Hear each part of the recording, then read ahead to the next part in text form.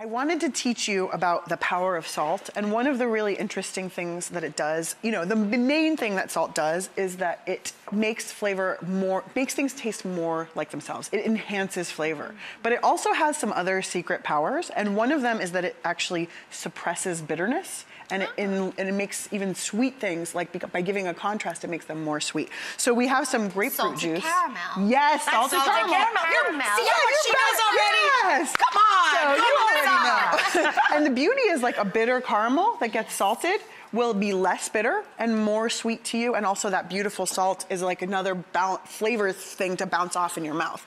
So I wanted you to have a little grapefruit juice experiment. Okay. And so grapefruit juice, which is sweet and bitter. Yes. Why don't you take a little sip and describe what it tastes like? Yeah. Exactly that. It's initially sweet, and then once you swallow, you get this bitter, like soury, bitter aftertaste. Yeah. Exactly. So you know what we could actually just do? Instead of making you have all of that juice, why don't we just take a little spoonful and add a tiny bit of salt to it? See, this is funny. I would instinctively add sugar. Oh. If I wanted something to no longer be bitter, yes, I would instinctively add sugar. So I think a lot of people would do that. I think even before I learned this, I would have done that because, here, I'm going to feed you like a husband feeding a wife. Yeah. There you go.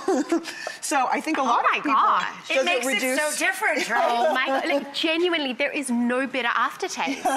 It changes it completely, and it makes it actually sweeter. Yeah. So the salt suppresses the bitterness, whereas the sugar sort of just is there to bounce off of it. But it wouldn't actually reduce the bitterness.